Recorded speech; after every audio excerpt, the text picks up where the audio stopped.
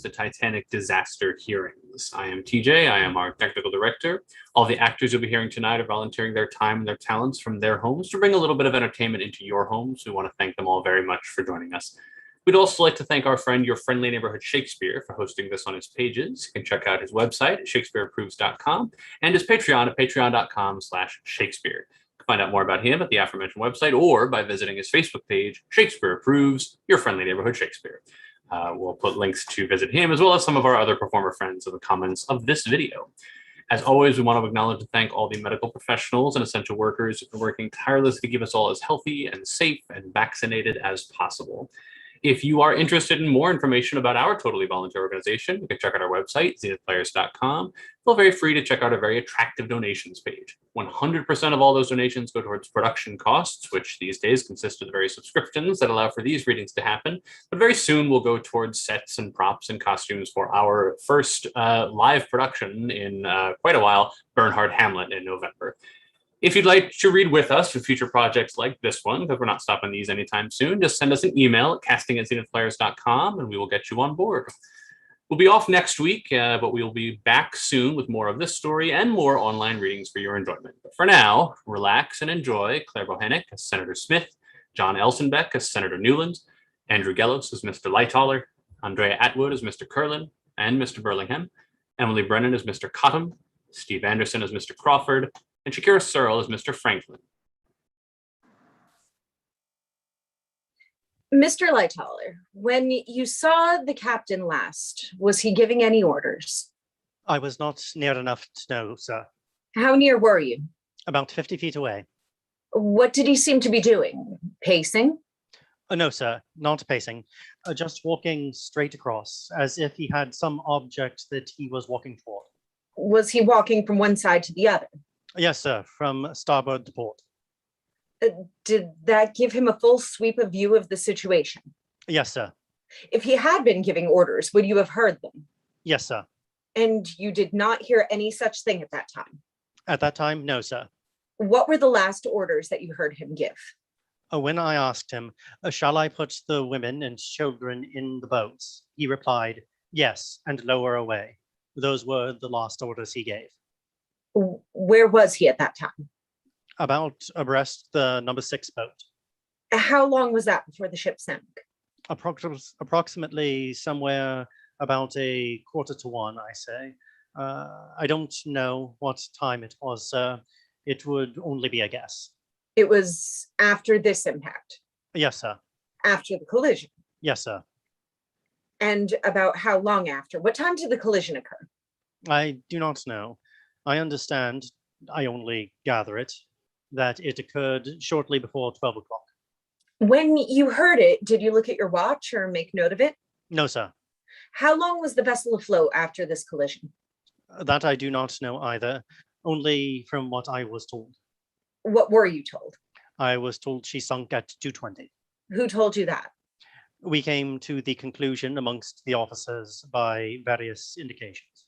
Did any officer that you communicated with know the exact moment of this impact or collision? That I could not say, sir. Of course, you had a watch with you. In my room, yes, sir. Did you keep it or is it gone? Oh, it is gone, sir. You did not know whether it was running or stopped? You did not look at it? I did not look at it, sir. You asked the captain on the boat deck whether the lifeboat should take the women and children first, if I understand you correctly. Not quite, sir. I asked him, shall I put the women and children in the boats? The captain replied, yes, and lower away. What did you then do? I carried out his orders. Except as to this one boat that could not be lowered. I am speaking of the port side of the ship. I was running the port side only. Were all the boats lowered on the port side? They were all lowered with the exception of one, the last boat, which was stowed on top of the officers' quarters. We had no time to launch it, nor yet to open it. I did not get the first word. Was it injured? No, sir. I said it was stowed on top of the officers' quarters. And when all the other boats were away, I called for men to go up there. I told them to cut her adrift and throw her down. How did it happen to be stowed up there? Was that an unusual place for it? No, sir. Well, what happened to that boat? It floated off the ship, sir. It floated off Yes. without anyone in it. I understand the men standing on top who assisted to launch it down jumped onto it as it was on the deck and floated off with it. What type of boat was it? Collapsible. Did you see it afterwards? Eventually, it was the boat that I got on. Eventually, that was the boat that you got on. Yes, sir. Bottom up. Did you see the captain after that final order with reference to the women and children? Yes, sir. Where? Walking across the bridge, sir. Did you have any further communication with him? No, sir. None. So far as you know, what was the last place that he was seen? I could not say, sir. You don't know what occurred to the captain after that? No, sir. This lifeboat, which was taken from the top of the officers' quarters and that you finally reached, contained how many people? When it floated off the ship, Yes. I could not say how many. How many after you had gotten onto it? We were thrown off a couple of times. It was cleared. It was flat, collapsible boat. When I came to it, it was bottom up and there was no one on it. No one on it? And it was on the other side of the ship. What did you do when you came to it? I hung on to it. You floated with it, merely. Yes, sir. Was that all the service it rendered? Was that the only service this lifeboat performed? No, sir. Eventually, about 30 of us got in it. Tell us just how that occurred. From the time the ship went down, you mean? No, from the time you found this overturned lifeboat. Yes, sir. Immediately after finding the overturned lifeboat, and when I came up alongside of it, there were quite a lot of us in the water around the preparatory to getting up onto it. With life preservers. Yes, sir. Then the forward funnel fell down. Were there any persons there without life preservers? No, sir. Not that I know of. The forward funnel falling down, it fell alongside of the lifeboat, about 4 inches clear of it. What was this that fell? The forward funnel. Did it strike the boat? It missed the boat. Then what? It fell on all the people who were alongside of the boat, if there were any there. Injure any of them seriously? I could not say, sir. Did it kill anybody? I could not say, sir. Was this vessel sinking pretty rapidly at the time? Pretty quickly, sir. Do you know any of the men who were in the water as you were and who boarded this lifeboat? Yes, sir. Give me their names. Mr. Thayer, first class passenger. The second Marconi operator. I can tell you his name in a minute. Bride. Was that the boat that Colonel Gracie, Oh, yes, and Colonel Gracie. Colonel Gracie of the United States Army? I think I have read his card. It was Colonel Gracie anyway. Colonel Gracie was on the upturned boat with me, yes. Was he on the upturned boat before you got it righted round? We never righted it. You never righted it. No, sir, we could not. Who else was there? I think all the rest were firemen taken out of the water, sir. Those were the only passengers I know of. No other passengers. There were 2 or 3 that died. I think there were 3 or 4 who died during the night. Aboard this boat with you? Yes, sir. I think the senior Marconi operator was on the boat and died. The Marconi junior operator told me that the senior was on the boat and died. From the cold? Presumably. Not from the blow of this? No, not that I know of. How many persons altogether? I should roughly estimate about 30. She was packed standing from stem to stern at daylight. Was there any efforts made by others to board her?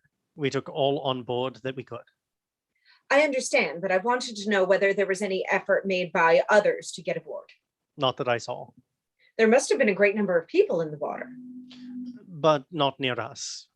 They were some distance away from us. How far? It seemed about half a mile. Was not this the only raft or craft in sight? It was dark, sir. Yes, but was the only thing there was to get on that time, With the exception of the wreckage. with the exception of what floated off the ship Yes, sir. in the form of wreckage. Yes, sir. Did you see Colonel Gracie? I don't know whether I saw him, sir. I met him on the Carpathia afterwards, of course. Do you remember seeing him in the water? No, sir. Who took command of the overturned lifeboat? I did, as far as command was necessary. Did your judgment rule the conduct of those on it? Yes, sir. That is my reason for saying that I believe it was mostly the crew of the ship because of the implicit obedience. When you left the ship, did you see any women or children on board? None whatever. Could you give us an estimate as to the number of the first or second class passengers that were on board when the ship went down? No, sir. Were there any on the so-called boat deck? Yes, sir. Were there quite a number, in your opinion? A number of people, what they were, first, second, or third, crew or firemen, I could not say, sir. But there were many people still on the ship. Yes, sir. And so far as you could observe, could you tell whether they were equipped with life preservers? As far as I could see, throughout the whole of the passengers or the whole of the crew, everyone was equipped with a life preserver, for I looked for it especially. Were the passengers on those decks instructed at any time to go on one side or the other of the ship? Yes. What do you know about that?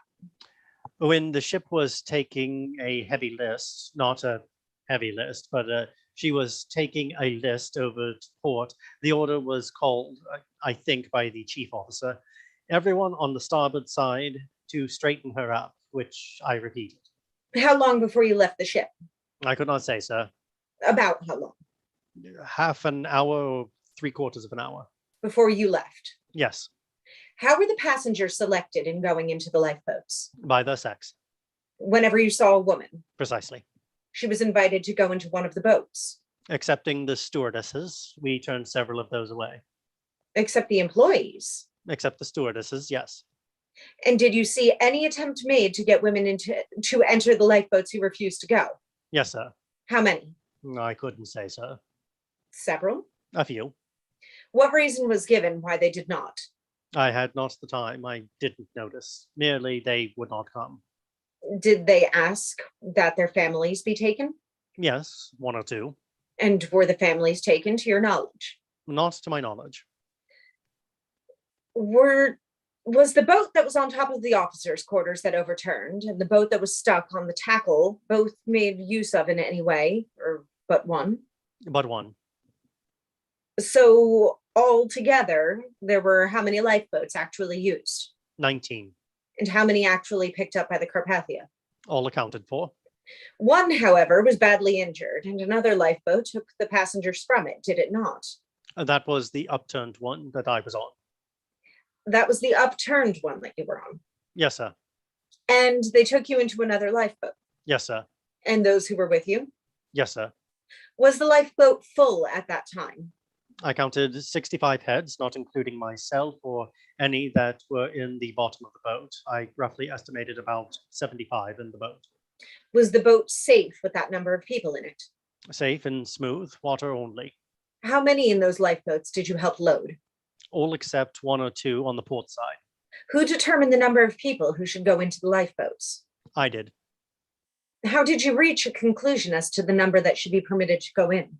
My own judgment about the strength of the tackle. How many did you put in each boat? In the first boat, I put about 20 or 25. 20, sir. How many men? No men. How many seamen? 2. In the first boat? Yes, sir. Was that sufficient to take care of the boat? We wanted them on deck, For what purpose? lowering away the boats. Do you mean that there would not have been sufficient on deck and to man the lifeboats at the same time? Not to distribute more than 2 to a boat, sir. It would not be safe. That is not the usual requirement, is it? 2 to a boat? Quite sufficient under the conditions. As a matter of fact, women were obliged to row those boats for hours. Yes, a great many did, I know. That indicated that they were not fully equipped. Not necessarily, sir. How many oars in a boat? I think it is 16, the full equipment. How many persons can use an oar at one time? I do not mean how many can, but I mean how many ordinarily would. Do you mean during boat practice, for instance? I should like to know how many during practice, and I should like to know how many in actual danger, such as this. We would man about 5 oars aside in the boat. I was in. We could pull only 3 oars. You couldn't pull at all, could you, in your boat? We managed to keep our head to the sea with 3 oars. You mean you got hold of 3 oars after this boat was turned over? Oh, no, sir. The one that picked us up afterwards. You did not have any means of propelling your craft until you were taken from this upturned boat? A couple of bits of wood we picked up only. You say 5 men on a side. As far as I remember, 5 aside. Does that mean a single individual would be at an oar? Not necessarily. You can do what we call double or treble bank. Tell me what that is. 2 or 3 pulling abreast of one another, one holding an oar here, another there, and another one there. Abreast? Abreast, another couple in front turned around, facing and pushing the oar. Pushing. Pushing, standing up in the boat. So that it is entirely possible and often the case that men face one another in working these oars? Precisely. And therefore, in the case of the boat with its full complement of men, one man might be where he could see the ship, pulling with his back to the sea, and another with his back to the ship and his face to the sea? Precisely. You say there were about 25 in this lifeboat, About that. and that it was loaded under your orders. Under my orders. What happened to that lifeboat, the first one loaded? It was loaded and sent away from the ship. Did it not return to the ship because it was only half loaded? Not to my knowledge, sir. As a matter of fact, it was not much more than half loaded, was it? You mean its floating capacity? Yes. A floating capacity, no, How did it happen you did not put more people into that boat? because I did not consider it safe. In a great emergency like that, where there were limited facilities, could you not have afforded to try to put more people into the boat? I did not know it was urgent then. I had no idea it was urgent. You did not know it was urgent. Nothing like it. Supposing you had known it was urgent, what would you have done? I would have acted to the best of my judgment then. Tell me what you would have thought wise. I would have taken more risks. I should not have considered it wise to put more in, but I might have taken risks. As a matter of fact, are not these lifeboats so constructed as to accommodate 40 people? 65 in the water, sir. 65 in the water and about 40 as they are being put into the water. No, sir. How? No, sir. It all depends on your gears, sir. If it were an old ship, you would barely dare to put 25 in. But this was a new one. And therefore I took chances with her afterwards. You put 25 In the first. and 2 men. And 2 men. How were those 2 men selected? Arbitrarily by you? No, sir. They were selected by me, yes. Who were they? I could not say, sir, Did you happen to choose those particular men? because they were standing near. Did they want to go? I did not ask them. You did not call for volunteers. They went by my orders. You directed that it should be done, Yes, and they got it. they did. And 23 people besides. I should say about 24, something like that. Did you see any lifeboat return to the ship and take on additional passengers? No, sir. How many did the second boat contain? About 30. How many men? 2. How many women and children? About 30. Women or women and children? I should say roughly 30 and probably grown-ups. What side were you loading on?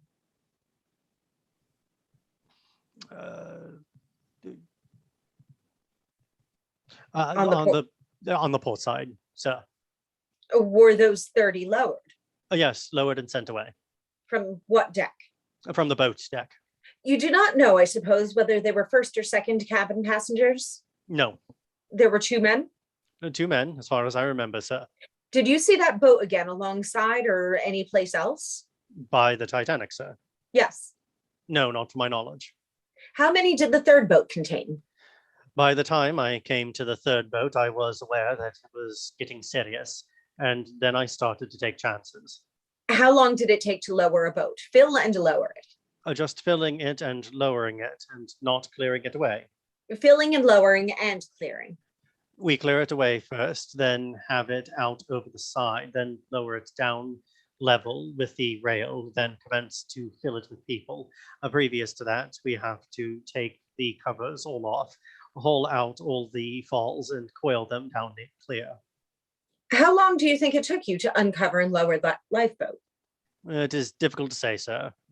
15 or 20 minutes. Were there any lifeboats being lowered from the other side at the time? I do not know, sir, How did it happen that you had charge of that feature? because I took charge. You took charge of it. Yes, sir. And where was Mr. Murdoch at that time? As far as I know, he had charge of the starboard side. How many passengers did the third boat captain or contain? I can only guess. I filled her up as full as I could, then lowered her as full as I dared. How many seamen? 2. You followed that rule. I followed that rule throughout, You filled it full. as full as I possibly dared. Did you have any difficulty in doing it? In what manner? Were the people ready to go? Perfectly quiet and ready. Any jostling, pushing, or crowding? None whatever. The men all refrained from asserting their strength and crowding back the women and children. They could not have stood quieter if they had been in church. If you had filled that third boat full, how many people would you have had in it? What do you mean by full? To its full capacity. 65. Beg pardon? 65, sir. Do you think you had that many in it? Certainly not, sir. How many did you have? 35, I should say, sir. 35. About. And 2 men. Yes. Then the fourth boat. Was there a fourth boat on that side? There were 8 boats to a side. As to the fourth boat, you followed the same course. The same order, the same conditions. You put 2 men in each. I think I was getting short of men, if I remember rightly. I started to putting 1 seaman and 1 steward in. 1 seaman and 1 steward. Yes, that was the boat I had to put a man passenger in. I could only find 1 seaman. I started to lower the boat. I had to put 2 seamen in, and then I wanted 2 for lowering. It is absolutely necessary to have a seaman on each fall. No one else can lower a boat. I was calling for seamen, and one of the boat was halfway down when the women called out and said that there was only 1 man in the boat. I had only 2 seamen and could not part with them, and was rather in a fix to know what to do when a passenger called out and said, "If you like, I will go." Did you know him? I did not. Was he an officer of the ship? No, sir, a first-class passenger. You don't know who he was. I found out who he was since. Who was he? Major Pusey Of Toronto. of Toronto. That is his name, yes. Is he an officer of the British Army? I do not know what he is. He's not a Britisher anyway. Did he volunteer? No, sir. What did he say? He merely said, "I will go if you like." I said, "Are you a seaman?" And he said, "I am a yachtsman." I said, "If you are sailor enough to get out of or on that fall, that is a difficult thing to get to over the ship's side 8 feet away and means a long swing on a dark night. If you are a sailor enough to go out there, you can go down." And he proved he was by going down. He was afterwards proved himself a brave man too. In what respect? From the accounts I heard of him after we were rescued, You mean as to his conduct? as to his conduct In the lifeboat? in the lifeboat. How old a man was he about? 45 or 50? Did he have any family with him? I could not say, sir. Had you ever seen him before? Never. Have you seen him since? I saw him on the Carpathia. I made it my business to find him. How many did you say you had on this boat? 35, about the same as far as I remember. That is the fourth one. How about the fifth? As far as I know, the conditions were the same. Did you have to call somebody from among the passengers? Oh, no, sir. I cannot remember anything in particular about that boat. About the fifth? Oh, no, sir. No particular incident strikes me. I was getting along then just as fast as I could. I was too quick to bother about things. How many women were you caring for? How many did you have aboard the ship? I could not say. Do you know whether they were all cared for? I could not say, sir. All that would go? In the case of that lost boat I got out, I had the utmost difficulty in finding women. It was the very last boat of all. After all, the other boats were put out, and we came forward to put out the collapsible boats. In the meantime, the forward emergency boat had been put out by one of the other officers. So we rounded up the tackles and get the collapsible boat to put that over. Then I called for women and could not find any. Somebody said there are no women. With this, several of the men. Who said that? I do not know, sir. On what deck was that? On the boat deck. Were all the women supposed to be on the boat deck? Yes, sir, they were supposed to be. Why? Because the boats were there. I might say that previous to putting this berthen boat out, we had lowered a boat from one deck down below. That was through my fault. It was the first boat I had lowered. I was intending to put the passengers in from the boat deck. On lowering it down, I found that the windows were closed. So I sent someone down to open the windows and carried on with the other boats, but decided it was not worthwhile lowering them down, that I could manage just as well from the boat deck. When I came forward from the other boats, I lowered that boat from a deck by getting the women out through the windows.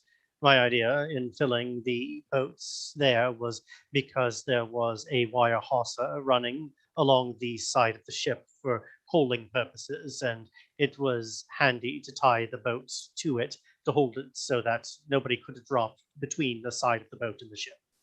Which one was that? That was number 4. That was filled from there? That was filled from there, loaded and sent away. Then we went to this berthen boat. In the 5th boat, how many seamen were there? As far as I remember, 2 seamen. 2. Yes, sir. How many people did you put into it? I might have put a good deal more. I filled her up as much as I could. When I got down to the 5th boat, that was aft. You were still using your best judgment. I was not using very much judgment then. I was filling them up. At that time, you felt I knew it was a question of the utmost speed to get the boats away. to get them away. Yes, sir. In that situation, you were quite sure that they were filled to capacity. Yes, sir. I don't say to their floating capacity. I don't say to 65. But about the same number of persons in each boat. I should say 35 or 40. Was the 6th one loaded in the same manner? I think the 6th one put down was the one from A deck that I spoke of. Oh, no, the 5th one would be from A deck.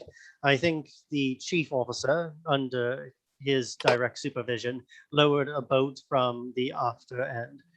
Of course, I cannot be absolutely certain, but when I came forward, as I say, I put down one boat from A deck, which I told you about. Then we went to the berthen boat, which is the last boat on the port side, the collapsible boat. The 5th boat was lowered in the same manner. Yes, sir. I think it was the 5th from the A deck. With 2 seamen. Yes. And the balance women. Women and children. Women and children. Up to this time, as far as you recollect, no men had been permitted to get into these boats? None had attempted to do so, no, sir. How about the 6th boat? That is the collapsible, the surf boat. That is the collapsible. Did you take the same course with that? That is a much smaller boat. How many seamen did you put in that? I think there was 1 seaman and 1 steward. I could not say. Do you recollect whether there was a light on the boat? No, sir. I was not looking for lights. Do you recollect whether Mrs. Douglas of Minneapolis was in that boat? I don't know her at all, sir. Have you had any talk with her about it? Never have spoken to her or seen her, to my knowledge. How many people were put into this 6th boat? 15 or perhaps 20, but between 15 and 20. And 2 seamen? I do not know what seaman. Or 1? I think 1 seaman probably, if I had 1 seaman there. Perhaps it was 2 stewards. I do not know, sir. Would the 2 stewards answer the same purpose? They would have, sir. Did you select the men to take the boat the same as you had before? You mean whether I ordered them in? Yes. I ordered them in. But you cannot recall who they were?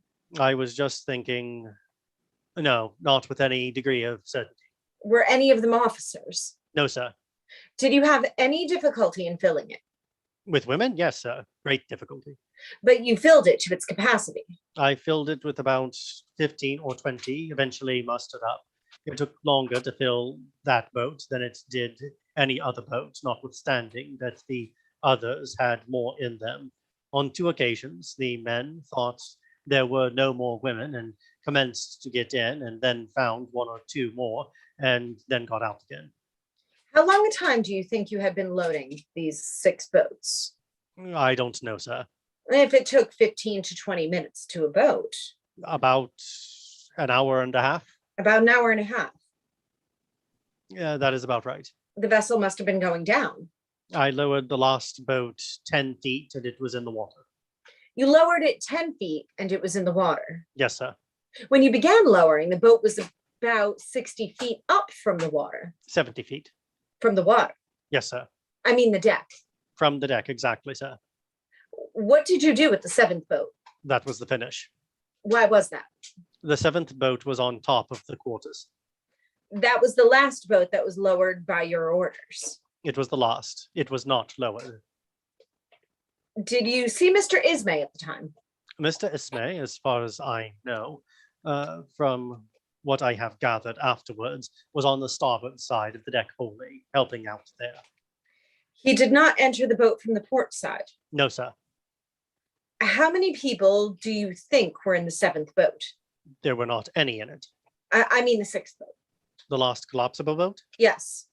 I say about 15. Wouldn't it hold any more than that? Perhaps 20. They won't hold many. They are canvas. They're not stand many.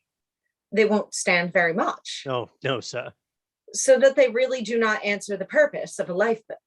They are not as good as a lifeboat. No, sir. Have neither the capacity nor the resistance? No, sir. They are merely stowed in a smaller place. Perhaps you can stow at least 3 of those where you can stow 1 lifeboat. You can stow them one on top of the other. So far as your knowledge goes, the lifeboats on the port side consisted of how many lifeboats and how many canvas boats? 7 lifeboats, 1 emergency boat, which is on the same principle as a lifeboat, practically, only it is a smaller and hardier boat, and 2 collapsible boats. The one that was in the tackle was the last boat that was attempted to be lowered on the port side. The collapsible boat? Yes. Yes, sir. For how many of the collapsible boats were there altogether on the ship? 4. And 16 of another type? Yes, sir. You must have been painfully aware of the fact that there were not enough boats there to care for that large a passenger list, were you not? Yes, sir. Do you know who had charge on the starboard side of lowering and filling of the boats? No, sir. Merely what I'm told. What have you been told about it? Maybe we can get something from that. As far as I know, and I think it is correct, Mr. Murdoch. Mr. Murdoch was on the starboard side. I was on the port side, and Mr. Murdoch was on the starboard side, and the chief officer was superintending generally and lowered 1 or 2 boats himself. From whom did you get information? Of course, I saw Mr. Murdoch when finally I had finished on the port side. You went to the starboard side On top, yes, sir. for the purpose of lowering this, I went over to see if I could assist. and you saw him there. I saw him, yes. From anything you have been told, did he pursue the same course on the starboard side, reference to the filling of the lifeboats and the complement of seamen as you did? That I cannot say. Was there any rule as to that, No, sir. as to the number of seamen? No, sir, except for boat drill. Of course, that was not boat drill. What was the number of the ship's crew? Of seamen? Yes. About 71 seamen. What constituted the crew besides seamen Firemen and stewards. and their force? Oh, yes. They mustered up something like 800, perhaps a little under, perhaps a little over, somewhere around 800. About 800, roughly speaking, firemen and stewards. A little less than 800. The crew altogether is about 850 or 860, that is, including seamen, firemen, and stewards. And you had your full complement on this voyage. As far as I know. How do you account for your inability to get hold of more than 9 seamen to man those lifeboats on the port side? Earlier, and before I realized that there was any danger, I told off the bosun and to take some men. I didn't say how many, leaving the man to use his own judgment, to go down below and open the gangway doors in order that the boats could come alongside and be filled to their utmost capacity. He complied with this order, and so far as I know, went down below, and I did not see him afterwards. That took away a number of men, and we detailed 2 men for each boat and 2 men for lowering down. But you did not have 2 men for each boat, officer. You only had So far as they will go. 9 seamen to 7 boats. Well, I have only been telling you approximately as far as ever I could put 2 seamen in a boat. If it didn't have a seaman, then I had to put a steward there. I understand that. Sometimes there would be 3 seamen in a boat. As soon as the boats were lowered to the level of the rail, I would detail 1 man to jump in and shift the rudder, 1 man to cast adrift the oars, and 1 man would see that the plugs were in, and it would take 3 men. You said you chose these men when the lifeboat swung out from the ship and lowered. It is supposed that she had her full complement of officers and seamen, is it not? She is swung out and lowered to the level of the rail, sir. Level with the level of the rail, but not against the rail. No. When you were lowering the lifeboat, you were supposed to have filled it to its safe capacity. Lowering it afterwards from the rail down. You see, we have to swing it out first of all and lower it until it is level with the rail so that the people can have 1 foot on deck and the other foot to step into the boat. They must be level. When you called Major Pusey, you had no seamen? Not that I could see, and I couldn't waste time looking for them. When you put the 2 officers, if I understand you correctly, No officers. stewards. When you put the 2 stewards into the lifeboat, you had no seamen. If I put 2 stewards in, as I say, I might have put 2 stewards in if there were no seamen. How many of the ship's crew survived? A seaman? Seamen and other attaches or employees. 43 seamen, 96 stewards and stewardesses, and 71 firemen. 71 firemen. Yes. And how many seamen? 43. So you lost 28 seamen. Yes. And how many of the crew had been saved altogether? How many survived altogether? 210. If the same course was followed on the starboard side with the lifeboats you took on the port side, how were these men saved? I don't know, sir. I know that a great number were taken out of the water. I made it my special business to inquire, and as far as I can gather, for every 6 people picked out of the water, 5 of them would be firemen or stewards. On our boat, as far as I have said before, there was Colonel Gracie and young Thea. I think those were the only 2 passengers. There were no women on the boat. No, I am speaking of the overturned boat. I refer to that. There were no women on your boat. No, sir. These were all taken out of the water, and they were firemen and others of the crew. How many were there on that boat? Roughly about 30. I take it from my own estimate and from the estimate of someone who was looking down from the bridge of the Carpathia. Assuming there were 24 of those among the crew? Yes. That would still leave 190 to get over on these other lifeboats that were filled with women and children. Some of the boats went back and picked up people out of the wreckage after the ship had gone down, mostly firemen and stewards. What boats? Some of the lifeboats. Some of the lifeboats went back. That is what I understand. Of course, I don't know. How far would they have gone? I don't know, sir. I am only going on hearsay now. They could not have gone very far. You will recall that the captain of the Carpathia says that the Carpathia did not linger about the scene of the collision but half an hour. They could not have gone very far. These boats would not have gone very far in going back to the scene of the wreck. You do not know of your own knowledge that any of these lifeboats were taken back to the scene of the wreck by anybody? No, sir. As a matter of fact, after rowing these boats as far as they were obliged to row them, in some instances, several hours, would they have had the strength to have rowed back? Would they not, assuming that the men did the work? I know that they went back because the men have told me that they were picked up out of the wreckage by the lifeboats that went back. Of your own knowledge, you didn't know anything about those lifeboats returning? No, sir. From what you have said, you discriminated early in the interest of passengers, first the women and children, in filling those lifeboats. Yes, sir. Why did you do that? Because of the captain's orders or because of the rule of the sea? The rule of human nature. The rule of human nature, and there was no studied purpose, as far as you know, to save the crew. Absolutely not. The fact that you not only put 9 seamen into the boats that you lowered, which were half the entire complement. No, sir. 1/3. About a third. Perhaps a little more than a third, not half. A little more than half when you consider that you did not fill the boat that was on the officers' quarters that was thrown without passengers into the sea. Yes, sir. And one other boat was so entangled in the gearing that it was useless. Yes, sir. That left 18. Yes. Did I understand you to say that one of the 18 was injured? Yes, you are right. I beg your pardon. So that this really was a little more than half.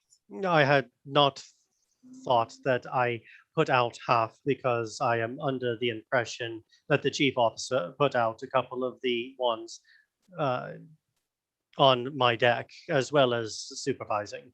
He evidently found that he had the time and put out a couple of these boats, and he also lowered the emergency boat. So I think that is 3 he put out of 10 on that side.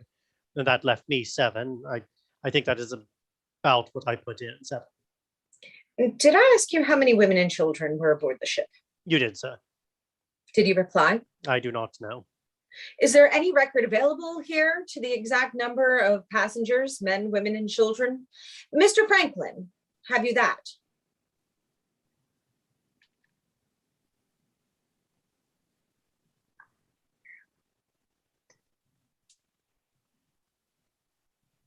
Mr. Franklin?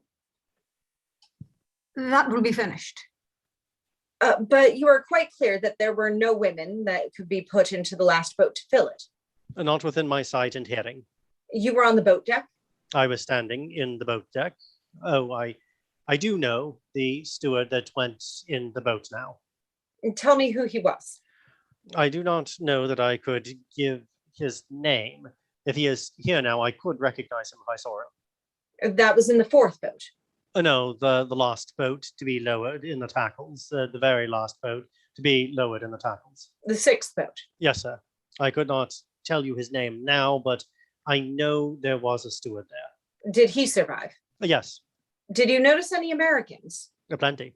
Standing near you? Any amount. When you were lowering the women? Any amount.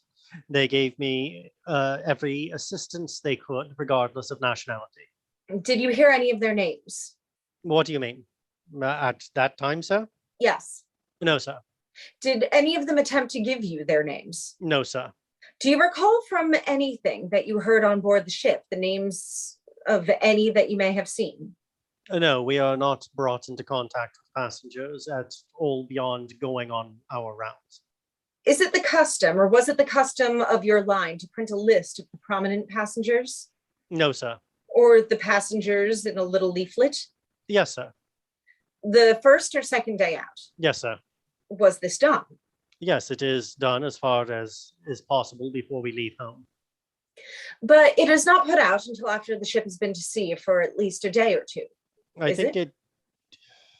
think it is possibly put out on the day of sailing, sir, but really I could not answer that question. I wonder if we could obtain it. There is always one out the day of sailing, and there is a corrected one out later.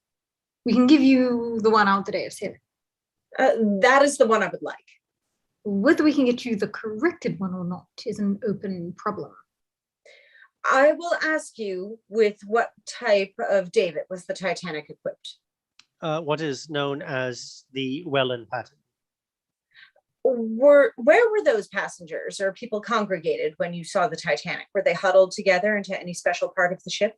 No, sir. In sinking, did the ship tilt? Yes, sir. To the fore? Yes, sir. How much? Well, roughly The crow's nest was level with the water when the bridge went underwater. The crow's nest at the forepoint. That is on the foremast, the lookout cage. The crow's nest at the highest point Yes, sir. was in the water. Was just about level with the water. When the bridge was submerged? Yes, sir. And about what angle was that? I am afraid I could hardly tell you the angle, sir. Get the plan and find the height of the crow's nest above the bridge, and that would give it. The plan showing the height of the crow's nest and the bridge would give it to you roughly. I ask you again, there must have been a great number of passengers and crew still on the boat. The part of the boat was not submerged, probably on the high point so far as possible. Were they huddled together? I could not say, sir. They did not seem to be. I could not say, sir. I did not notice. There were a great many of them, and there was a great many of them. I know, but as to what condition they were in, huddled or not, I do not know. Did they make any demonstration? None. Was there any lamentation? Well, no, sir, not a sign of it. There must have been about 2,000 people there on that part, the unsubmerged part of the boat. All the engineers and other men and many of the firemen were down below and never came on deck at all. They never came on deck. No, sir, they were never seen. That would reduce it by a great number. After this impact, did you hear any explosion of any kind? None whatever, sir. What would be the effect of water at about zero? At about freezing. What would be the effect of water at about freezing on the boilers? It is an open question. I have heard it said that they will explode, and others say they will not. Have you ever known of a case Of a case in point, where they have exploded? I was sucked down and I was blown out with something pretty powerful when the ship went down. After the ship went down? Yes, Just describe that a little more fully. You were sucked down? I was sucked against the blower, first of all. As I say, I was on top of the officers' quarters and there was nothing more to be done. The ship then took a dive and I turned face forward and also took a dive. From which side? From on top, practically midships, a little to the starboard side where I had gotten to, and I was driven back against a blower, which is a large thing that shape, which faces forward to the wind and which then goes down into the stokehold. But there is a grating there. And it was against this grating that I was sucked by the water and held there. Was your head above water? No, sir. You were underwater. Yes, sir. And then this explosion, or whatever it was, took place. Certainly, I think it was the boilers exploded. There was a terrific blast of air and water, and I was blown out clear. Was there any debris that was blown above the surface? That I could not say. At least you took your head out of the water? I came up above the water, yes.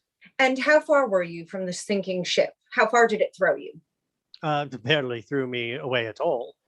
Barely threw me away at all because I went down again against these fiddly gratings immediately abreast of the funnel over the stokehold. Was anybody else sucked down at the time?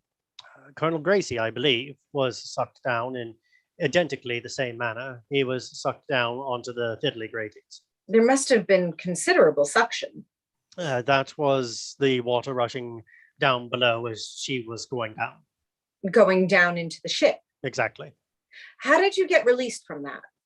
Oh, I don't know, sir. I think it was the boilers again, but I do not distinctly remember. I do not know. Where did you find yourself? Alongside that raft. Where?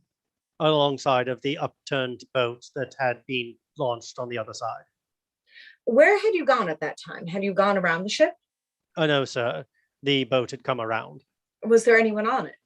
I don't think so. I think they were around it. Your position had not changed, but the boat's position had? Oh, yes, sir. Were there any watertight compartments in that ship? Yes, sir. How many? I could not tell you offhand, sir. 40 or 50. Nearly 50. I say 40 or 50. I could not tell you offhand. How were they constructed? They were divisional bulkheads, watertight doors operated by electricity or mechanically. Were those watertight compartments known to the passengers or crew? They must have been, How would they know it? by the plans distributed about the ship. Were they advised at any time that there were watertight compartments? About how many? 40 or 50. Were they advised that there were 40 or 50 watertight compartments? I could not say, sir. You heard nothing of that kind to give no such warning yourself? No, sir. Are you able to say whether any of the crew or passengers took to these upper watertight compartments as a final last resort? I mean, a place to die. I am quite unable to say, sir. Is that at all likely? No, sir. Very unlikely. As for yourself, you preferred to take your chance in the open sea. Undoubtedly. Where were those compartments with reference to the boat deck? Below the boat deck, sir. How far below? They extend from the bottom of the ship about 4 decks up. Would they extend up as high as about 50 feet About that. above the water? Oh, they are above the water line. They extend above the water line. Are they all above the water line? No, sir. From the bottom of the ship up to above the water line. Have you been in any of the watertight compartments of the Titanic? I have been in them all. What are those doors made out of? As far as I understand, of metal for that purpose. And how are they fastened? Are they locked by bar or bolt or key? The lower section of the watertight doors, fore and aft of the ship, are operated by electricity, and they automatically lock themselves and cannot be touched whilst the current is on. How can they be opened? By switching the current off and opening them by hand down below. If there was no current, can they be opened? By hand. In what manner? By ratchet and screw, lever and cogwheel. A person would have to be rather familiar with construction in order to open them. No, sir. The handle is right alongside every door, and the manner of opening them is obvious. But when the doors are closed and the current is on? I am only speaking of those at the bottom of the ship. Let us go up a little higher and tell me about the doors and the construction there. They are operated by hand, closed by lever. They can be closed from the deck above or from the deck you are on. There is a specially constructed key that fits into the deck above. When you turn it around, the door closes. One man can close or open it. You must first have a key. Yes, keys are kept alongside of the doors. When the door is closed, it engages a system or a series of wedges that it is watertight. What are those watertight compartments for? To shut out the water retaining the water on one compartment to prevent it all going fore and after the ship. How much of the ship had gone down when you left it? I was underwater on top of the officers' quarters, immediately at the fore part of the forward funnel. So she was under the water at the fore part of the forward funnel. Senator Newlands?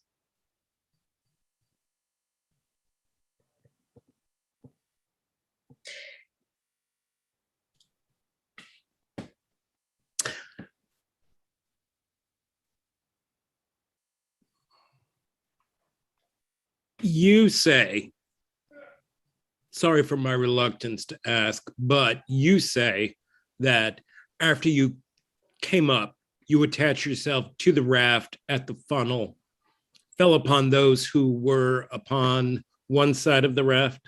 I say the funnel fell down. If anyone was on that side of the raft, it fell on them. Then by that time, the entire ship was not submerged. Oh dear, no, not by considerable. What portion of the ship was out of the water at that time? The stern of the ship was completely out of the water. It was out of water at an angle? Yes, I see. What other officers besides yourself survived? The third, fourth, and fifth, sir. Will you kindly give me their names? Mr. Pittman, third officer, Mr. Boxall, fourth officer, and Mr. Lowe, fifth officer. You had better give their initials. Mr. H.G. Pittman, third officer, Mr. J.G. Boxall, fourth officer, and Mr. G. Lowe, fifth officer. We shall hold an evening session beginning at 8:30. Whereupon, at 7:20 p.m., a recess was taken until 8:30 p.m. The subcommittee met pursuant to adjournment at 8:30 p.m. Senator William Alden Smith, chairman, presiding. The witness, Harold Thomas Cottam, was sworn by the chairman. Mr. Cottam, what is your full name? Harold Thomas Cottam, Where do you reside? Liverpool, England. How old are you? 21. What is your business? A Marconi telegraphist. How long have you been engaged in that business? 3 years. Where have you been employed? The Marconi company all the time. How extensively? That is, how many different employments? I went to sea first, then I was taken off there and worked for the British Post Office for a time. In what capacity? As telegraphist on one of their land stations. Under the British Post Office authorities? Yes, sir. Where? Liverpool. How long were you thus employed? About 14 to 16 months. Then what did you do? I was taken off there and went away to sea again on the Australian run. On what boat? The Medic, White Star. How long were you on the Medic? 2 voyages. Were you the wireless telegrapher at the time? Yes, sir. 2 voyages. Yes, sir. Out and right back? Yes, return voyages. From Liverpool? To Australia and back to Liverpool again. What kind of apparatus was there on the Medic? A Marconi, sir. What type of instrument or equipment? A 1.5 watt set, sir. What was the maximum wavelength? A standard wavelength, sir, 2,000 feet. You were in charge of the wireless on that boat? Yes. Chief in charge? Only one man, sir. What was your next employment? On the Carpathia, sir. How long were you on the Carpathia? I joined her in Liverpool last February, sir. You have been with the Carpathia ever since? Yes, sir. Did you ship with her from New York?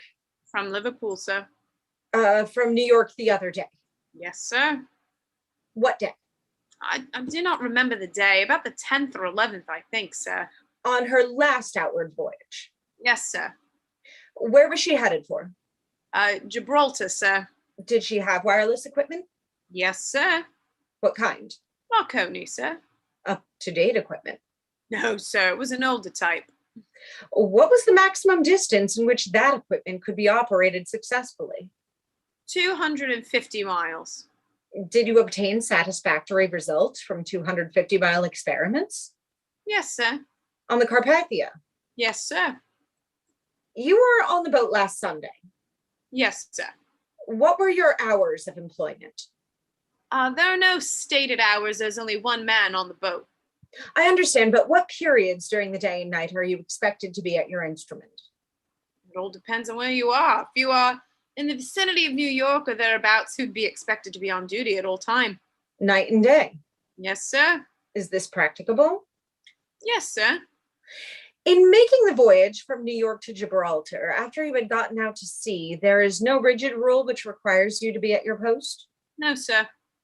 No regulation of the British government? No, sir. No direction by the Marconi Company? No, sir, but you are more or less responsible for communications which are expected. You are responsible for communication? Yes, sir.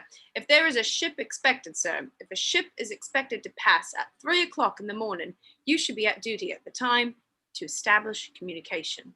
Has it been your custom to go through apparatus at regular times? No, sir. Are you employed at anything else on the boat? No, sir. What wages do you receive? £4.10 a month. £4 10 shillings a month. Yes, sir. And board? Yes, sir. And room? The room is attached to the operating room. Is that the average wage of a wireless telegrapher in England? I cannot say that it is. To whom do you report aboard the ship? To the captain. Personally? Yes. And from whom do you take orders? From the captain, sir. Personally. Yes. From anyone else? No, sir.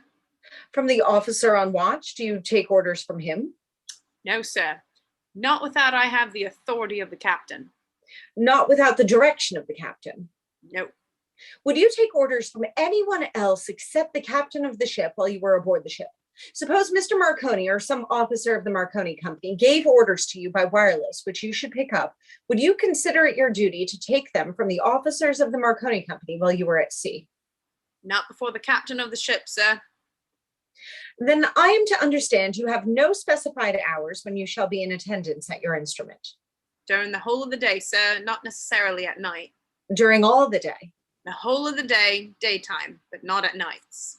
Do you have liberty to retire at nights when you please? Yes, sir. And what has been your custom in that regard? What time would you retire? Well, let's see. Should retire about midnight. Where is the instrument located on the ship? In the Carpathia, sir? Yes, where? On the after part of the ship. On what deck? On an island above the second-class smoking room. What have you there? A room? Yes, sir. Or two rooms? One room. And you say you are at liberty to retire at night when you please. Everything depends on circumstances. What would it depend on?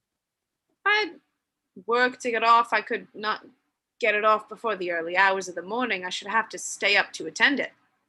That is commercial work? Yes, sir. Sending messages for your passengers? Or for the captain, yes, sir. At night, you are not open for commercial business? Never have done it. Only with the captain, sir. Or official business? Yes, sir. Are you able to get the best results in the daytime or in the night ordinarily? In the night. Can you tell us why that is so? Owing to a certain state of the atmosphere, I do not know what the state is. And yet at night you undertake to do no business, or are your customers lacking at night? Yes, sir. The passengers on the boat deck seek to do no business at night? No, sir. Have you any rules which require you to use your instrument or put it into position to be used for distress calls at every hour of the day or any hour of the day? There is nothing in the Marconi system that would detect the signals if the operator is not present. That is no warning alarm. No, sir. Is that true of more modern equipment? Yes, sir. They have an alarm. No, sir. They have none. No, sir. What were you doing last Sunday evening about 10 o'clock? Receiving the news from Cape Cod, the long distance station. Receiving the news from Cape Cod? Yes, sir. What kind of news? General news. General news for the accommodation for passengers on the ship. Yes, sir. Have you specified hours for that purpose? We are not obligated to take the news, sir. You are not obligated to take it. That is right. But on this occasion, you did take it. Yes, sir. How long did you take it? I did not start to take it. How far were you from Cape Cod? I could not tell you the exact distance. About how far? What was the required wavelength? Can you tell, or did you do any sending? No transmitting. No transmitting, just receiving? Yes, sir. After you finished the Cape Cod business, what did you do then? At the latter end of the news from Cape Cod, he was sending a lot of messages for the Titanic. What time was that? About 11 o'clock. What had you been doing just preceding the message from the Titanic? Reporting the day's communications to the bridge. Had you closed your station for the night? No. What do you do when you close your station? Anything? No, there's nothing particularly done. Nothing? No. You do not have to detach any battery wires? Switch the changing battery out, the storage battery. We switch that out for the night. Switch the storage battery out. Yes. Does that kill the instrument? No. Can you receive messages with that out? Yes. But you cannot send them. Yes. You can both receive and send them? Yes. Well, then in what reality have you done when you have to shift this battery connection? I've taken them off charge, sir. Does that lessen the likelihood of your getting any signal of any kind? No, sir, not in the least. I believe you told us how far this equipment on the Carpathia would send a message with accuracy, did you not? Yes, sir. About 250 miles, I think you said? Yes. Was there any thunder or lightning on cloud that night? No. Sunday night? No, sir. It was clear. Yes, sir. How did you happen to catch this communication from the Titanic? I was looking out for the Parisian to confirm a previous communication with the Parisian. You had been in communication with the Parisian that day. Yes, sir. At what time? I cannot say. At some time in the afternoon, sir. Not a distress signal. Oh, no, sir. Some commercial or business communication? Yes, sir. How far was the Parisian from you? I do not know, sir. You have no means of knowing? No, sir. Her position was not stated. No, sir. You had been in communication with the Parisian that afternoon, Yes, sir. and this Sunday evening you were looking out for further communication from that boat. No, sir. Well, how did you happen to be at your instrument? I say I was confirming or attempting to confirm a previous communication with the Parisian. I was not sure of her communication. Did you hear the captain of the Carpathia today? No, sir. He said you were about to retire Yes, sir. and caught this message rather providentially. Yes, sir. How far had you gotten along in your arrangements to retire? Well, I was about to retire. Had you disrobed, taken all your clothes? No, sir. Had you taken off your shoes? No, sir. Had you taken off any of your clothing? I had my coat off. When you took your coat off, did you have any instruments attached to your head? Yes, sir. What? Telephones. How did you happen to leave that on? I was waiting for the Parisian. How long would you have waited, or just long enough to undress? I would have waited a couple of minutes. I had just called the Parisian, was waiting for a reply if there was one. And you had just called her. Yes. And you did not know whether she had gotten it or not. No, sir. And you were waiting for an acknowledgement? Yes, sir. So you kept the telephone on your ears, on your head, Yes, sir. with the hope that before you got into bed, you might have your message confirmed. Yes, sir. What was that you had in mind? Yes, sir. That's what I had in mind. What did you hear at that time? I had nothing, sir. How soon? You heard something pretty quick, did you not? No, sir. I went back onto Cape Cod again. And you still left the apparatus on. Yes, sir. Did you send a message to Cape Cod? No, sir. Did Cape Cod send a message to you? No, sir. Then as a matter of fact, you did not get back to Cape Cod. Yes, sir. How? They were sending it for the transatlantic two-man ships. They were sending the news to the senior ships. Where? These ships that contribute to the Marconi press. And intermediate communication, intermediate station? No, sir. Cape Cod was in the Atlantic station.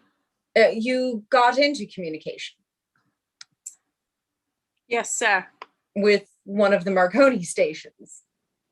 I did not establish it. I was receiving the press communications from Cape Cod. While you were undressing there, I was not undressing. after you had taken off your coat. Yes, sir. And then did you sit down to your instrument Yes, sir. and receive this message? I received about 4, In about how many minutes? about 7 or 8 minutes. You received 4 in 7 or 8 minutes. Yes, sir. Did that include anything from the Parisian? No, sir.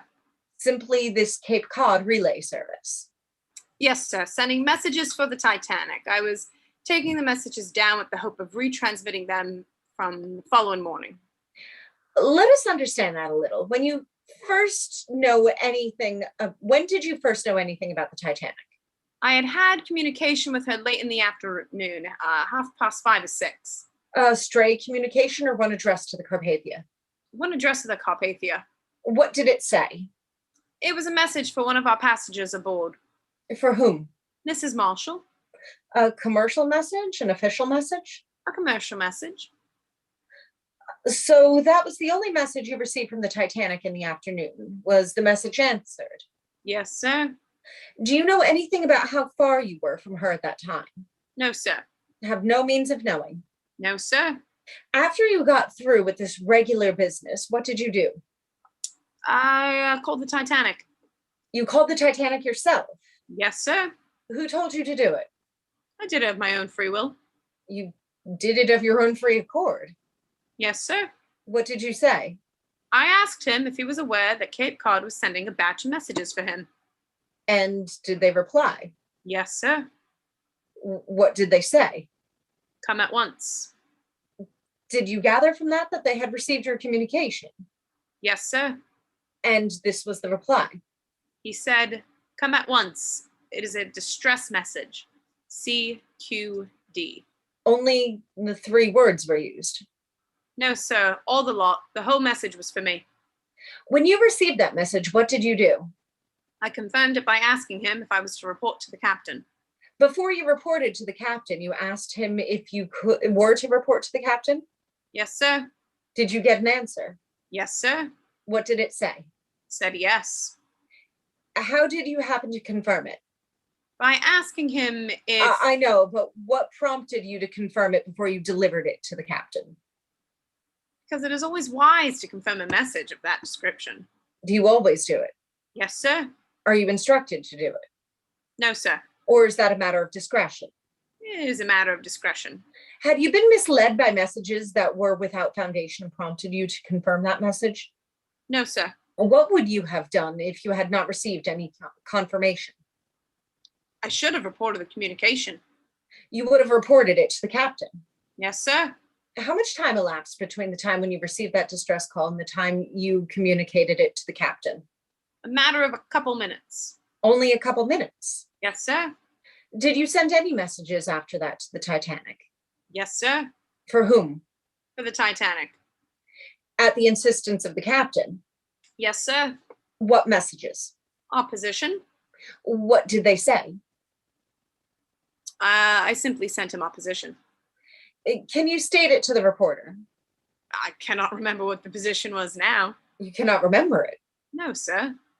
But you gave the position of your ship, its longitude. Is that the idea? Yes, sir. And you did that at the suggestion of the captain. Yes, sir. Did he write out a formal message for you? No, sir. He told you? Yes, sir. And you sent it? Yes, sir. He wrote the position on it out on a little slip of paper. And you sent that? Yes, sir. Did you get any reply to that? Yes, sir. How long afterwards? Immediately, sir. Signed by anyone? No, sir. What did it say? It simply gave me received. Is that all? Yes, sir. Signed by the operator or signed by anybody? No, sir. When did you next hear from the Titanic or communicate with her? About 4 minutes afterwards. Did you communicate with her or she with you? We communicated with each other. Who sent the first message? I did. 4 minutes after this last message giving your position, Yes, sir. you sent another. Yes. What did you say in that? Confirmed both positions, that of the Titanic and ours. Did you get anything back from that? No, sir. Only an acknowledgement. What did it say? All right. When did you next communicate or receive a communication? A few minutes afterwards. How many minutes? I could not say so because there was another ship calling the Titanic. How do you know? Because I heard it. What did you hear? I heard him calling the Titanic. I understand, but what was said? There was nothing but the call, sir. A distress call? No, sir. Do you know what boat it was? The Frankfurt. A North German Lloyd boat. I do not know whether it is the North German Lloyd. It is some German line. I do not know which one. You heard this call? Yes. The German boat was calling the Titanic. Yes, sir. And did that disarrange your signals? No, sir. But after that call was finished, then what did you get, if anything? I heard the Olympic calling the Titanic. Did you hear the Titanic calling the Olympic? No, sir, not at first. But you heard the Olympic calling the Titanic. Yes, sir. What did the Olympic say? He was calling him and offering a service message. Offering their service. Offering a service message. Offering a service message. Yes. Then what followed? Nothing for about half a minute. Everything was quiet. Nothing for about half a minute. Yes. By this time, you were quite alert to the situation, were you? Yes. Is that right? Yes. After this minute, then what? I asked the Titanic if he was aware that the Olympic was calling him, sir. And what was the reply? He said he was not. He was not aware of it. No, sir. Then what followed? He told me he could not read him because of the rush of air and the escape of steam. That he could not read him. That he could not read him, yes, sir. Could not read what? The Olympic. That he could not read the message from the Olympic because of the rush of air Yes, sir. and the escape of steam. Yes, sir. What was the next thing you heard? Then the Titanic called the Olympic. Was there anything urgent about that or anything related to the Titanic? No, sir. What did you do then? I told the Titanic to call the Baltic. What followed? The communication was apparently unsatisfactory. It was apparently unsatisfactory. Yes. Well, go right ahead and tell us what occurred as long as you were aboard that ship doing work to the time of the rescue of these people. I was in communication at regular intervals the whole of the time until the last communication gained at the Titanic. You heard that. Yes, sir. What was said in that message? He told him to come at once, that he was head down, and he sent his position. And do you know whether he got any reply to that message? Yes, sir. What was it? Received. He told them the message was received. Is that all? Yes, sir. When did you hear anything again? What happened next? I heard the Baltic calling Cape Race. You were in regular communication Yes, sir. with the Titanic Yes, sir. until the last communication was heard. Yes, until the last communication was heard. What was the last one? The last one was, come quick, our engine room is filling up to the boilers. That was the last communication you received. Yes, sir. Did you make any reply to it? I acknowledged the message and reported it to the captain. Did you report each of those messages to the captain Yes, sir. by leaving your place Yes, sir. and going forward, Yes, sir. or by the captain coming to your room? No, sir. I reported on the bridge to the captain. And this was the last communication you received. Yes, sir. And the reply that was made was to what effect? I simply acknowledged the message and went up to the captain and reported it. Oh, was any other message sent to them? No, sir. In saying that you acknowledged the message, you just used the word received. No, sir. We called the Titanic by the three-letter code and signed it by our own and gave the signal for received, RD. That indicates that the message has been received. Does it indicate any more than that, that it has had attention?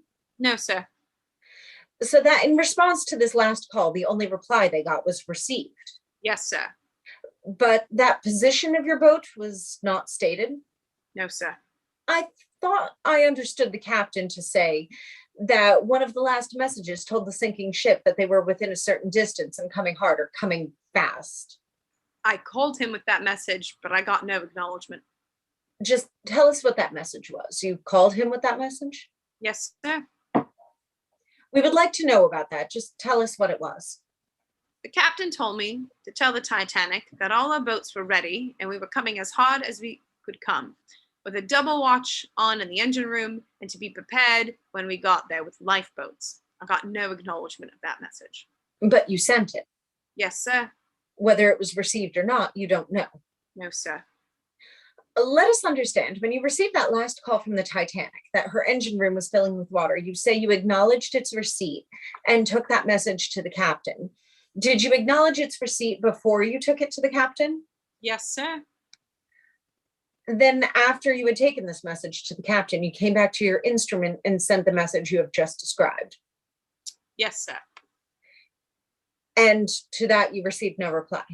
No, sir. And you never received any other reply No, sir. or any other word from the ship. No, sir. After the Carpathia had picked up these lifeboats and started for New York, did you receive messages? Yes, sir. How long did you remain at your post that night? All the night, sir. How much of the next day? All the day, sir. That was Sunday and Monday. How about Monday night? I was on all night again, sir. And Tuesday? All the time again. And Tuesday night? I got a couple or 3 hours sleep. You got about 2 or 3 hours sleep Tuesday night. Yes. At what hour? I cannot say the hour I fell off. You fell off to sleep Yes, sir. involuntarily? Yes, sir. You do not know what time it was No, sir. or how much you slept. No, sir. How were you awakened? I don't know, sir. When were you awakened? About 20 to 4:30 ship's time, just as the dawn was coming on. About 4:30 in the morning. It was nearing dawn. Yes, sir. That would be Wednesday morning. Yes, sir. Were you at your post all day Wednesday Yes, sir, with the exception of meals. and Wednesday night? Yes, sir. The junior man of the Titanic had been brought up out of the hospital to give me a hand for a while with the wireless.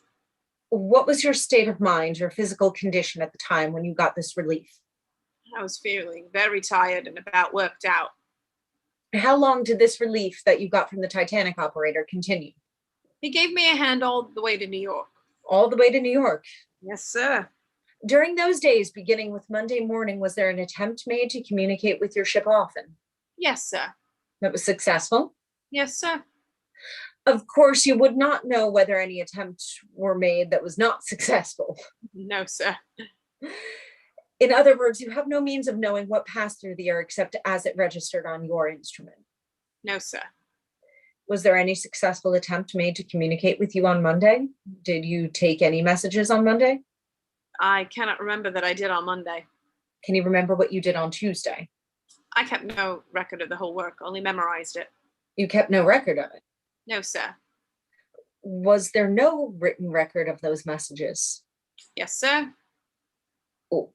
When was it made up As the messages were sent and received? and received. So that those are on file with your ship's office. They are in the Marconi house on the ship, sir. Was anybody successful in getting into communication with your ship on Monday and Tuesday? I was in communication with some station or other the whole way from the time of the wreck right to New York. You were in communication with some ship Yes, sir. all the way Yes, sir. and often? Yes, sir. Do you recall ever having received any message from the President of the United States? No, sir. I do not remember anything about that. Do you recall getting into communication with either the Chester or the Salem? With the Chester, sir. The Chester. Yes, sir. What was the nature of their inquiry? They were asking for a list of the passengers and crew. Did you comply with their request? I asked the captain. The names of the first and second class passengers and the crew had been sent off previously. They had sent them to whom? The names of the first and second class passengers had been sent to the Olympic, and a list of the crew had been sent to the Minnewaska. And therefore, did you not duplicate those lists? No, sir. Was there any message from the Chester? They sent some message, but I cannot remember whether they were replied to or not. The first message was replied to. Did this wireless instrument or equipment work satisfactorily, as far as you know, On the Carpathia? on the Carpathia? Ah, yes, it worked satisfactorily for what it was, sir. Did it seem to be an impaired equipment? An old type. Well, what does he mean by that? That the field was limited or the type of machine?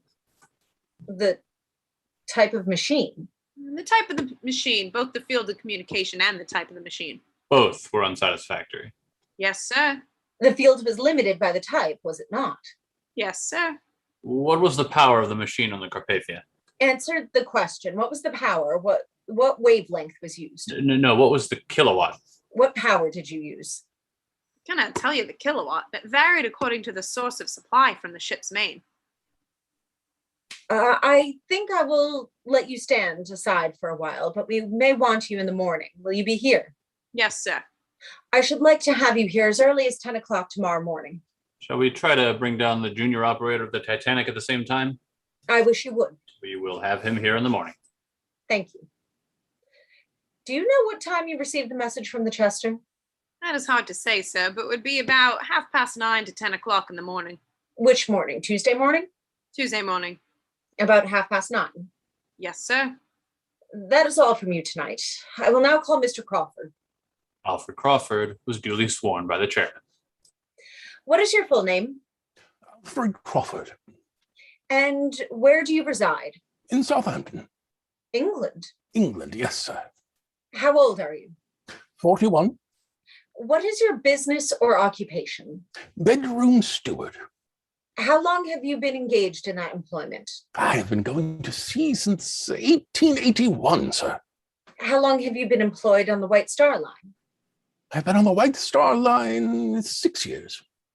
What boats have you served on? On the Adriatic, the Olympic, and the Titanic. Always in the same capacity? Yes, sir.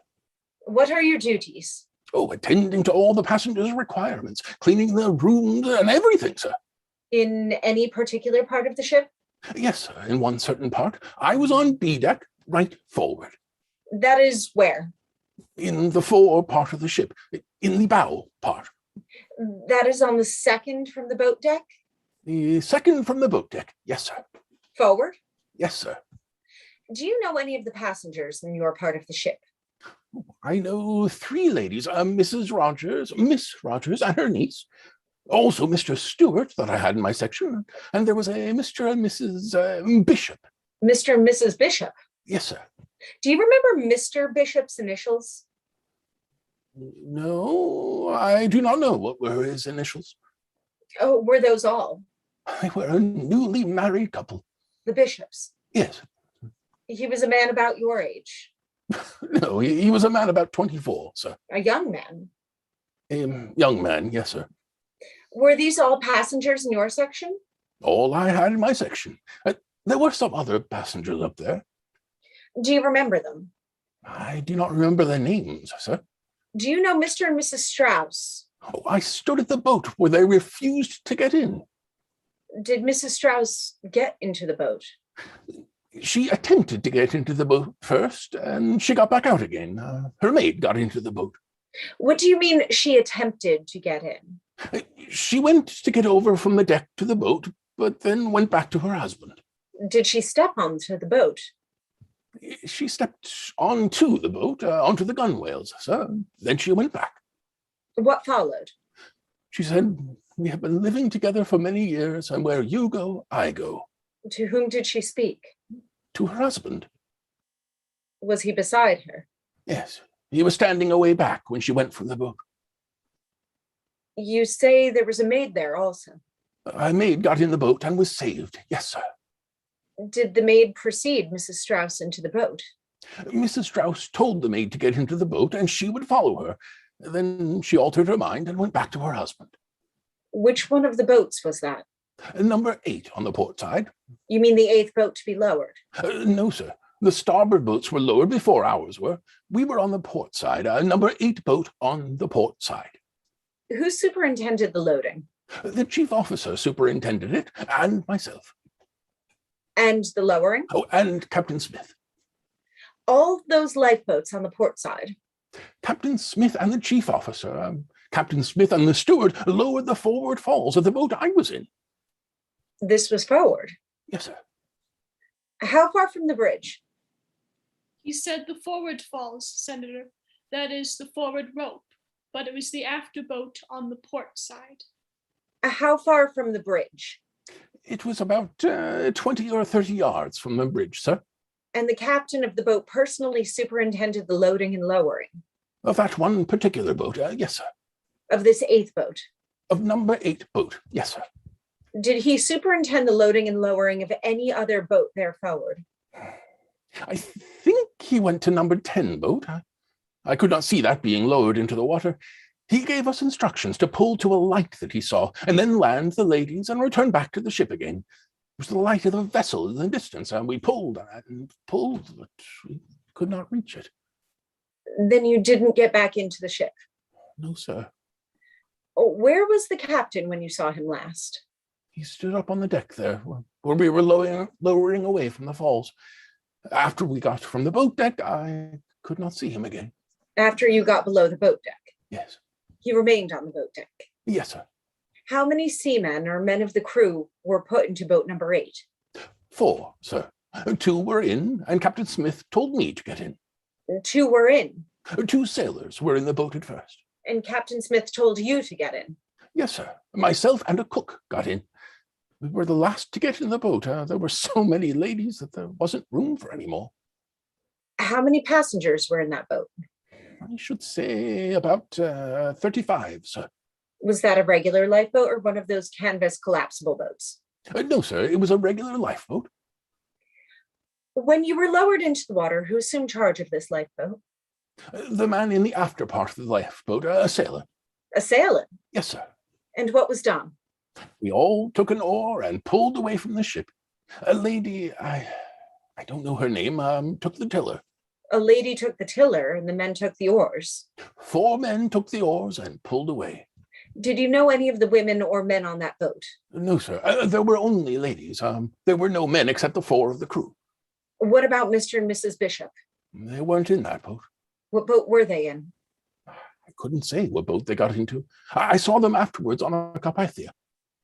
Did each of the boats forward on the port side have 4 men? I think they did, sir. I couldn't say. I was out loading all the boats as we got along. So far as you observed, was there any struggle No, sir. None whatsoever. to get into the lifeboats by men or women? No, sir. None whatever. Was the ship sinking at this time? She was making water fast at the bows. Yeah, yes, sir. And was there any noticeable suction No, sir. about the boat No, sir. I do not think so. as she began to sink? No, sir. Just tell what you did from that time that you were lowered to the water. Yeah. Kept pulling and trying to make a light, and we could not seem to get any closer to it. We kept pulling and pulling until daybreak. And then we saw the Carpathia coming up, and we turned around and came back to her. What time did the day break on Monday? About 4 o'clock, I should say. Began to get light. You were in the boat and pulling Yes, sir. Until the time we were picked up. from 1 o'clock until about daylight. Yes, sir. When you were picked up, did the boat have the same number of occupants as when she left the Titanic? Yes, sir. And all were saved? And all were saved. Yes, sir. Where were you when this collision occurred? I was right forward in B deck. Where is that? 2 decks underneath the boat deck. Tell what you experienced. I was on watch until 12 o'clock, and I was waiting for my relief to come up. I was to be relieved at 12 o'clock. I heard the crash, and I went out on the outer deck and saw the iceberg floating alongside. I went back, and there were a lot of passengers coming out. You went out on the outer deck? Yes, sir. On which side? On the starboard side. And saw the iceberg? I saw the iceberg going by. Was there any ice on the deck? I did not go so far forward as that, sir. Was there anybody injured that you know anything about? No, sir. I went to all the ladies' cabins. They were all rushing out, and I told them I didn't think there was any immediate danger. And after the order was passed for the life belts, I tied the life belts on the ladies and an old gentleman by the name of Stewart, and tied his shoes for him. You say after the order was passed for the life belts? Yes. Who gave that order? The captain, I believe. How long after the collision? I should say about 30 minutes. Did you succeed in getting the life belts on? On all the ladies and all the passengers, yes, sir. On all the passengers, you say? Yes, sir. All that were on that deck. Did you personally look after the passengers on that deck in that regard? Yes, sir. Did anybody assist you? There was another man on the other side. There was 1 man on each side. You say that all the passengers were fitted with life belts? Yes, sir. Each person. There were 3 or 4 life belts in each stateroom. Were there any children on that deck? No, sir. There were none on the deck where I was. Do you know of any other passengers on that deck? No, sir. I could not say that I did. Did you hear of any American passengers there No. on that deck? No, sir. I mean that by any special names that were suggested. No, sir. I have not heard of any. Those people that you have enumerated are the only ones you know by name. That is all. Yes, sir. Did you hear any explosion or any evidence of an explosion? I heard an explosion when we were lying to in the water in the boat, sir. In what boat? In the lifeboat. What character of explosion? Sort of sharp, like as if there were things being blown up. Was there any outward indication? No, sir. We did not see any because we were pulling very hard away. Did you see the ship go down? We saw her at a distance, yes, sir. What shape was she in when you saw her last? It seemed as if her bow was going down first. At how much of an angle? We saw all the lights going out on the forward part of her. And still burning on the after part? Yes, sir. How much of the after part was out of the water? There was a good bit of the stern part out of the water. How many decks? I could not say how many decks there, sir, but it seemed all clear right from amidships to aft. Did you see many people I saw a great number on deck. on board of her at the time? Yes, sir. What were they doing? When we left, they were trying to lower the other boats, the farther aft boats. Were you assisted in rowing the boat that you were in by a woman pulling an oar? Yes, sir. Who was she? I don't know her name, sir. There were several there who took turns at pulling. Were they employees? No, sir. They were passengers. Yes, sir. Lady passengers. But you don't know who they were. No, sir. You have never seen them since? No, sir. I have never seen them since. Did you know Mr. Ismay, the managing director? Oh, yes, sir. Did you see him there? Yes, sir. I saw him lowering a boat on the starboard side, too. And Mr. Murdoch. He and Mr. Murdoch? Yes, sir. Do you remember what boat it was? I think it was number 5. Forward. Yes, sir. Just under the bridge. In their order of being lowered into the water, what number was it? The boat, sir? Yes, number 5. Number 5 on the starboard side. Yes. Was the 5th boat that was lowered into the water? Yes, sir. Probably a 3rd. Did you see him lowering any other boat? No, I went around the port side. Did you see him get into a boat No, sir. or get out of one? No, sir. I saw him assisting the ladies into this one particular boat. He and Mr. Murdoch had lowered the boat into the water. You saw him assist the ladies in. Yes, sir. Does it take 2 men to lower the boats? Yes, sir. And he was performing the service of 1 man. Mr. Murdoch was running it through the blocks. And Mr. Murdoch's position was what? First officer. Did he survive? No, sir. Either before you got into this lifeboat or after you got into it, did you see many persons in the water? No, sir. How many? I did not see any in the water after we lowered the boats. You did not. No, sir. Did you see any in the water before you lowered the boat? No, sir. Do you know the condition of these lifeboats? The one I was in very good condition. Was it new? Yes, sir. And perfectly dry. Was there any difficulty in lowering the lifeboats? None whatever, sir. They went down very easily. After the captain told you to get into this boat, you did not see him again? No, sir. Were there any other officers in the boat that you were in? No, sir. Did you see any of the officers get into any boats? No, I did not, sir. Did you see any attempt made to get into any of the boats? No, sir. Did you see Mr. Lightoller? No, sir. Do you know him? I did not know him. No, sir. You did not know Mr. Murdoch? Yes, sir. I've been with him on several ships. What was your emergency boat station? Number 8. Each man went to his station. What was your, and that was your emergency station? Yes, sir. What was your fire station? To get the hose out on each section for the bedrooms. Oh, was there any drill? Oh, yes. We have a drill every voyage, sir. Did you have any on this voyage? Yes. When? That was in Belfast, Before leaving? before leaving. What was the time of the trial test? I could not see the time, sir, but that was at the time of the trial test, yeah. Who conducted it? The chief officer, sir. Do you have his name? Mr. Wilde, sir.